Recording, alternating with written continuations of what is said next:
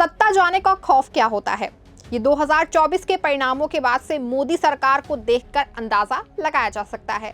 क्योंकि 2014 के बाद जब मोदी सरकार सत्ता में आई तो उसके बाद से उसने जिस तरह से फैसले लिए, उसमें भी खास करके 2019 के बाद से जो फैसले लिए गए, उसने ये साबित कर दिया था कि मोदी सरकार देश में जो चाहे वो कर सकती है, जो बिल चाहे सदन में पास करा सकती है। उसे विपक्ष और उनके खुद के ही सहयोगी दलों को कोई चिंता नहीं थी, मजाल नहीं थी कि उनके ही सहयोगी दल उनकी विचारधारा के खिलाफ हो रहे फैसले पर चूं भी कर सके। मोदी सरकार ने जम करके तानाशाही की, लेकिन आज मोदी सरकार पूरी तरह से डरी हुई है। उसमें सत्ता जाने का जबरदस्त डर भरा हुआ था। मोदी शाह का खौफ जो उनके ही सहयोगी दलों में भरा पड़ा था, वो ही सहयोगी दल अब इन दोनों को लाल आंखें दिखाने में कोई कसर नहीं छोड़ते। आज जो हम बात कर रहे हैं उसका कारण है, ऐसा नहीं है कि वो हवाई बातें हैं, ऐसा नहीं है कि इन बातों का कोई तथ्य नहीं है, ये पूरी तरह से 100% सही है। कैसे, वो आज हम आपको अपनी इस वीडियो में बताने जा रहे हैं। नमस्कार, आप देख रहे हैं 4 PM, मैं हूं आपके साथ सिमरन।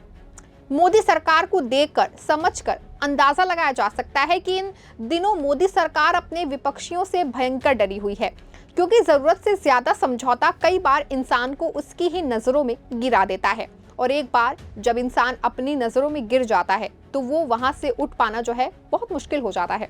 दरअसल मोदी सरकार जब पूरी ताकत से थी तो उसने विपक्षी दलों के साथ ऐसा रवैया अपनाया कि अब वही विपक्षी और उनके ही सहयोगी दल मोदी सरकार पर अपने भौवें ताने हुए हैं। दरअसल मोदी सरकार को सहयोगियों के चलते उन्हें इन दिनों यू टर्न लेना पड़ रहा है। मोदी सरकार को अपनी कुर्सी जाने का डर दिखाई दे रहा है, और अपनी कुर्सी को बचाने के लिए उसे वो करना पड़ रहा है जो उसके सहयोगी चाहते हैं। दरअसल मोदी सरकार ने अपने एक बड़े फैसले पर यू टर्न ले लिया है, जिसके बाद से ये अंदाजा लगाया जा रहा है कि केंद्र सरकार अंदर से किस तरह से हिली हुई है। संसद के शीतकालीन सत्र में एक बार फिर मोदी सरकार बैक फुट पे आती हुई नजर आ रही है, और इसके बाद से चर्चाओं का बाजार गर्म हो गया है। कहा जा रहा है कि एक तरफ विपक्ष की एकजुटता तो वहीं दूसरी तरफ सहयोगियों के दबाव में बीजेपी सरकार बैक फुट पर आना पड़ गया है, और बीजेपी सरकार के लिए अब असमंजस की स्थिति पैदा हो गई है। और यही वजह है कि वो एक के बाद एक अपने फैसलों से या तो यू टर्न ले रही है या फिर फैसलों पर समय ले रही है। इतना दबाव गुजरात लॉबी पर आज से पहले कभी नहीं देखा गया। वो जब चाहती थी, जो चाहती थी, फैसला ले लेती थी, फिर उसके परिणाम क्या होंगे इससे कोई फर्क नहीं पड़ता था, भले ही उसके बाद भी ही अपने ही द्वारा लिए गए फैसले वापस ही क्यों ना लेने पड़े।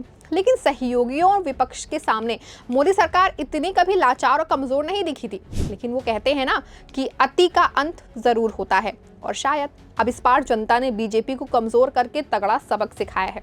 संसद के शीतकालीन सत्र में लगातार विपक्ष हंगामा कर रहा है, और यही कारण है कि सदन की कार्यवाही भी नहीं चल पा रही है। लेकिन दूसरी तरफ लोकसभा ने वक्फ संयुक्त संसदीय समिति जेपीसी के विस्तार का प्रस्ताव स्वीकार कर लिया है। सत्र के पहले हफ्ते के अंतिम दिन यानी कि शुक्रवार को जेपीसी को वक्फ बिल पर अपनी रिपोर्ट संसद में पेश करनी थी।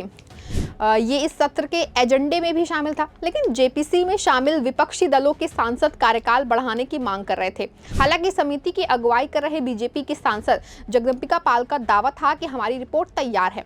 बीते दिन संसद की कार्यवाही प्रश्नकाल से शुरू हुई, लेकिन अडानी रिश्वत कांड और संभल बवाल मामले पर चर्चा की मांग को लेकर विपक्षी दलों ने हंगामा शुरू कर दिया। हंगामा देख करके लोकसभा स्पीकर ने सदन की कार्यवाही को दोपहर 12 बजे तक के लिए स्थगित कर दिया।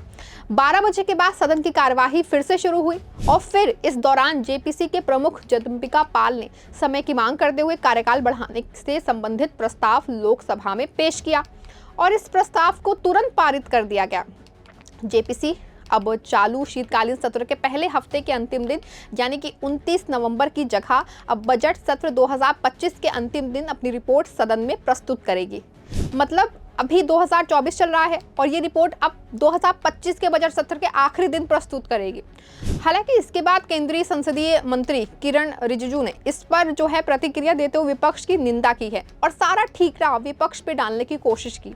लेकिन दरअसल असल मामला ये है कि इस मामले में विपक्ष से ज्यादा दबाव जो है उनके ही सहयोगियों का है, क्योंकि जिस तरह संसद में विपक्ष विरोध जता रहा है, वहीं इस तरह पर्दे के पीछे एनडीए में सहयोगी दल हैं, बाहर उसको लेकर के विरोध जता रहे हैं और उसी विरोध के चलते ही मोदी सरकार पूरी तरह से दबाव में है। क्योंकि ये बात सभी जानते हैं कि मोदी सरकार इस समय दो बैसाखियों पर टिकी हुई है और जैसे ही बैसाखियों ने सहारा छोड़ा, मोदी का सरकार जो है वो अर्श से फर्श पर आ जाएगी। इसीलिए इस समय लाचार और बेबस हैं और मोदी पर इस समय सबसे ज्यादा जो दबाव है वो नीतीश कुमार डाल रहे हैं, क्योंकि आप सभी जानते हैं कि आने वाले समय में बिहार विधानसभा चुनाव नजदीक है, वहां राजनीतिक पार्टियों ने कमर कस रखी है। वहीं नीतीश कुमार को लेकर इस बार बिहार में माहौल बदला हुआ है।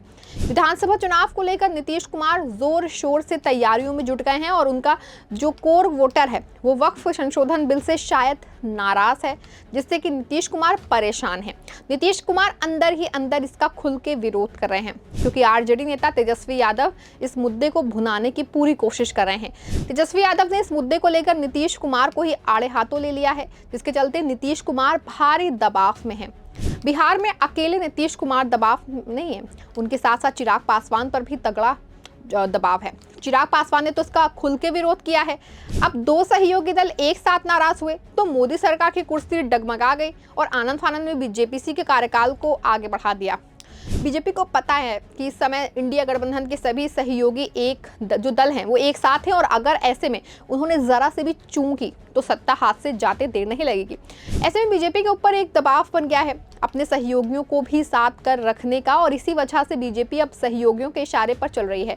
और यही वजह रही कि बीजेपी ने बड़ा फैसला लेते हुए जेपीसी की जो रिपोर्ट पेश करनी थी, अचानक उसकी समय सीमा बढ़वा दी। अब आप समझ सकते हैं कि सत्ता में बैठे लोगों को अपनी कुर्सी का डर कितना परेशान कर रहा है। विपक्ष की एकजुटता के बीच अपने सहयोगियों से नाराजगी सत्ता में बैठी मोदी सरकार के लिए सबसे बड़ी गलती होगी। इस खबर में बस इतना ही और अपडेट्स के लिए आप जुड़े रहें और देखते रहें 4 PM। धन्यवाद।